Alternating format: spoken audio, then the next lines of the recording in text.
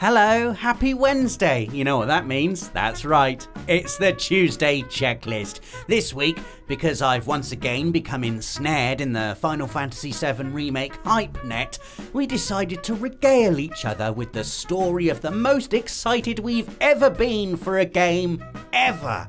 And I'm not counting Final Fantasy VII Remake, even though I'm pretty sure I'm more excited for it than I was my own wedding. No, my wife still doesn't watch these videos, I hope. Anyway, first up, it's Rosie. Parappa, Resi, go on Rosie, surprise us. First of all, I just want to give a really honourable mention to, this is going to be really dumb, but the Parappa the Rapper remaster on PS4. When that was first announced, I freaked out at my family home. Like, I was sweating, screaming, I was messaging all my friends and everything. It was like the best night of my life.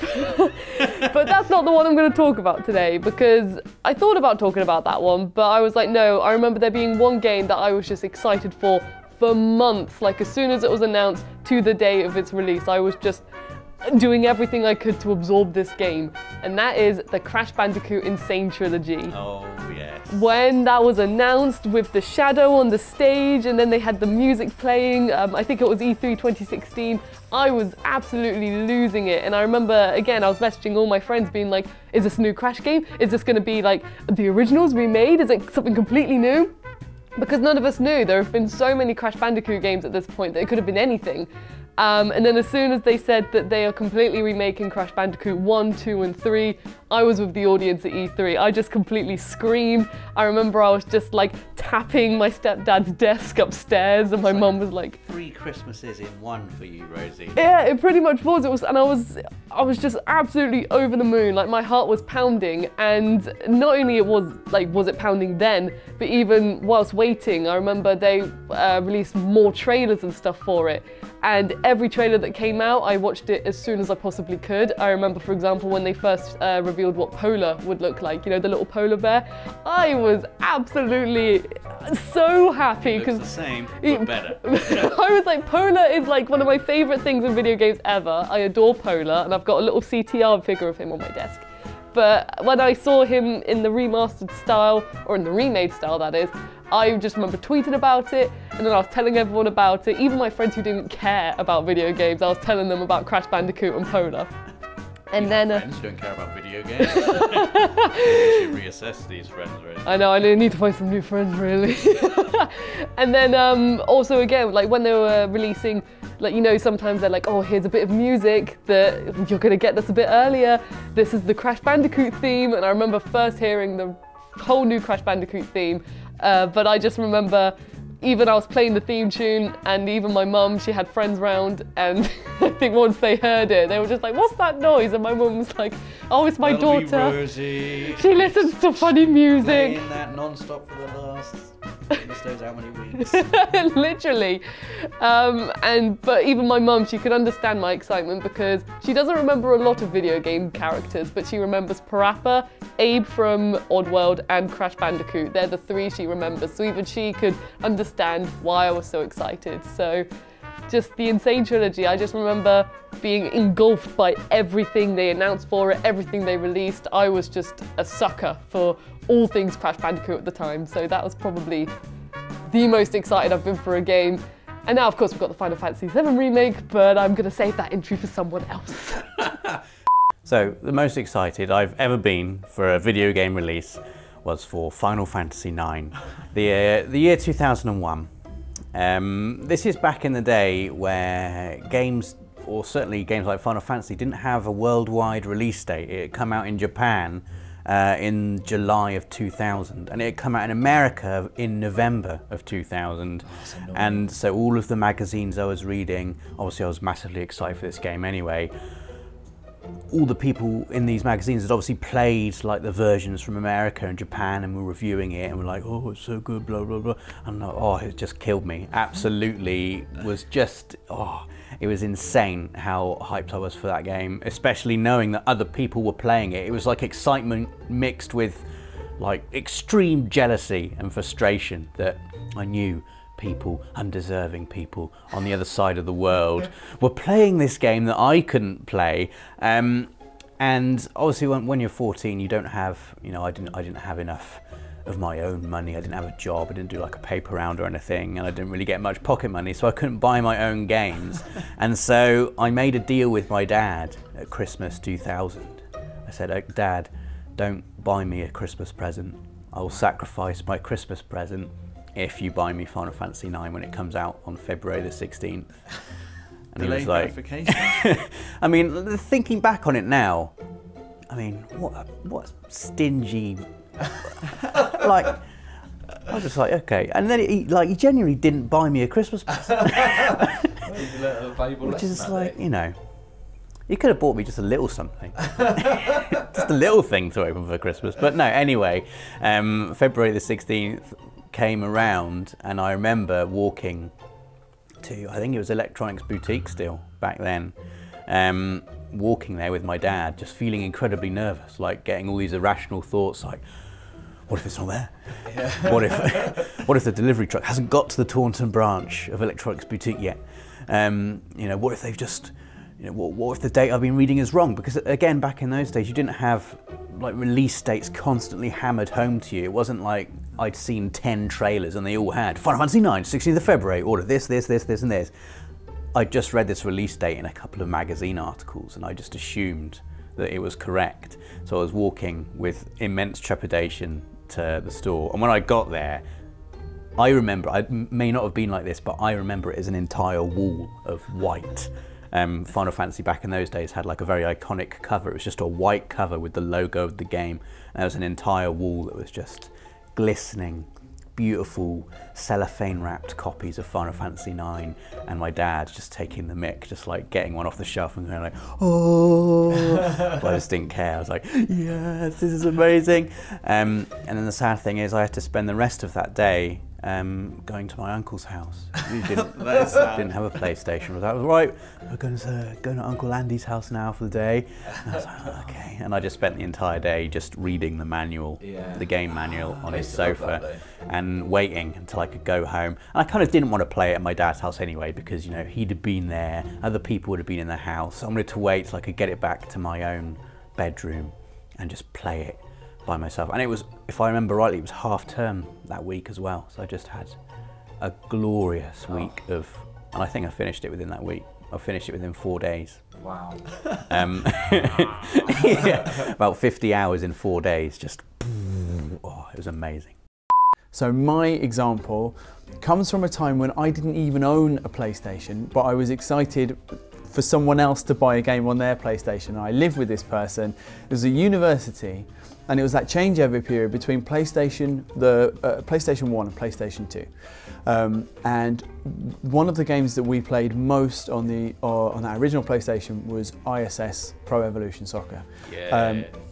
It was like, I cannot, you know, it's one of those many times when especially when you live with a group of people, 2 or 3 people in that house, they all love that game as much as you do. It can become more important than any lecture or piece of work that you've got to do, certainly any cleaning or personal hygiene that you've got to maintain. Like any time of day, there's probably someone you can play that game with. And you look at those games now and they seem relatively simple, but my God, the depth in them and the things that you would ascribe to those players and the skills that were possible. ISS Pro Evolution Soccer was an incredible game. And it was that changeover period, because we used to call that ISS. And then obviously when it made that jump to the next generation, it was just then retitled over here in Europe, Pro Evolution Soccer. So I'm talking about Pro Evolution Soccer, that original one which was launched on PlayStation 2, because having played so much ISS on PlayStation 1 with my housemate Ian at university, whose PlayStation it was, just hours of like against each other, like that was like, it was back in the days where it felt like I could play one-on-one ISS with Ian Makin forever. Like we would never, why would we ever get bored of this? So having invested so much time in it, PlayStation 2 was like this incredible evolutionary jump, you know, like, so being on this side of the fence, like as a consumer, I was just like, PlayStation 2, I don't even own a PlayStation 1. PlayStation 2 is like this incredible, the advertising was amazing. It seemed like this mysterious world of like untold promise, which of course it was. And so the idea that what would this do to my favourite football game, to the best game that's ever been made as far as I'm concerned at this point, certainly like in terms of just being able to pick it up and play it with my friends. What was going to happen? What was it going to be? But the sense of expectation and anticipation was extraordinary. And of course it was a thing which almost, as it did so many undergraduates' careers, it almost derailed my degree when it arrived. It was fantastic, I think. That jump from PS1 to PS2 and those games. And I continued playing them. PES 2 was incredible. I think PES 3 was probably the high watermark for me. That was the one. Kalina on the front cover. Yeah. That was the one I fully invested in my Master League. By that time I had a child, which was a hindrance to my Pro Evolution Soccer career, but as much as I could, I stayed true and I ploughed on anyway, regardless. Who was the better PES player, you or Ian? Ian. And you know how much it burns me to say this, Ian. Ian Macon. And he was, let me tell you, terrible at other games. He was that sort of person who, we used to play him at Tekken 3. I played a lot of Tekken 3 at university as well. And my friend Matt, we were horrible in those days, it's worth remembering. Matt Elliott, who is also in the games industry now, he would say, like if they got into a bit of a row about it, he would say, "This is your PlayStation, Ian. Why am I beating you so easily on your, you should be embarrassed." Yeah, he was terrible, but Pro Evolution Soccer, he always, or ISS, he always had the edge. Yeah, big Man City fan as well, so his, you know, things have really brightened up for Ian right now. Yeah, exactly. Everything's coming up Macon. Yeah, Pro Evolution Soccer. Just not for the specific, not for the release date, but just knowing it was going to be this thing which I was consumed by on a whole, and the potential of what it could be on PlayStation 2. I wanted to try and surprise you all with some really obscure, unusual game, and you'd be like, wow, you were excited for that? I had no idea you were into that. Or something that's super old, where you'd be like, oh wow, yeah, you were just a kid, I remember, amazing. But it's not that, it's Skyrim. Skyrim. Oh, yes, Dave. Not the most original entry, but I can at least honestly tell you real things about how excited I was. First of all, I was just mega excited. I'd played Oblivion, I'd loved Oblivion, I couldn't wait for Skyrim. And I was, you know, buying magazines with Skyrim on the cover. I was just on the internet just searching for Skyrim news. Remember the first gameplay trailer that came out? Oh, amazing. When he first did the shout and the music kicked in. Yeah, that music is so good as well, it's so incredible. And I particularly remember this because during this period of excitement, I was lucky enough to get my job, my first job in the games industry as a video editor for a magazine publisher. And the very first video I made was an interview with Todd Howard at E3 about Skyrim. And I just couldn't believe it. I was like, literally day one on the job, here's an interview we did with Todd Howard at E3, would you like to edit it? And just, yeah, can I? Just pour it. I remember it was the best video I've ever made. First of all, it's first day on the job, so I wanted to, you know, impress. Second of all, I was just like poring over every detail of what he was saying and going through the trailer footage and just trying to find every moment. Absolutely loved it, and it was really exciting beginning to work in the games industry at this time, and so I had much more call to be up to date with everything that was going on with Skyrim, and I could talk to people who'd played Skyrim before it was even out. And I remember Dan, who I was working with at the time, was also very, very excited for Skyrim. We would talk about it often, and then I remember when the review code came into the office for the first time, and Dan and I had sort of, I think we managed to find a reason to go over and speak to this guy who was just sat in the office, just big open plan office on a massive TV just playing Skyrim. He definitely knew that he was the coolest guy in the room. He was pretending not to be.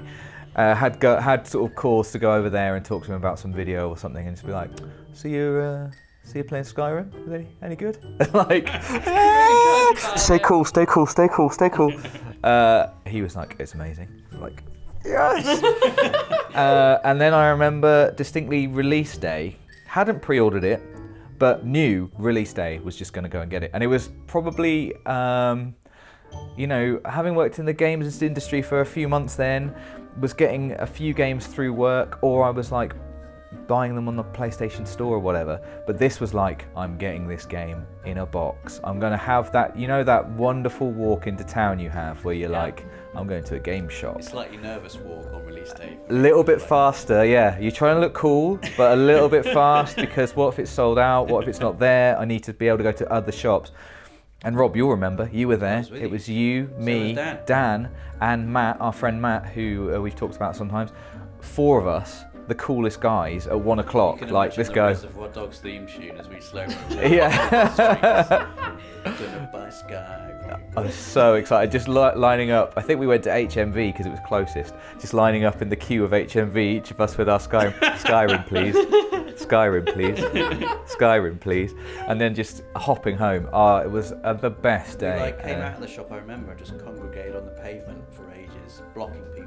Yeah, just stood out the door, just looking at it. Just, it's real, it's really here. It's in our hands. Yes, and that nice weight that a game box has when the disc is inside. Yeah. You know, you pick it up off the shelf and it's empty.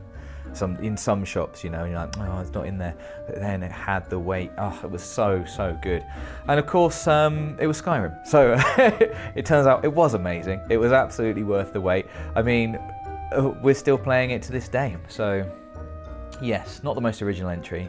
I was mega hyped for Skyrim, but I think it was absolutely deserved. Well done, Skyrim. I guess when not getting a Christmas present when you're that old is quite a big deal. It was a big deal. Did you get a birthday? I did get a birthday present. You should remind people that your birthday is Christmas My Day. birthday's on Christmas Day. So there are some pros to being born on December the 25th. Anyway, let us know in the comments what the most excited you've ever been for a game was. Give us a like if you enjoyed the video and click the notification bell to stay up to date with everything on the channel. Thanks for watching and see you again next week for another Tuesday checklist. For the players.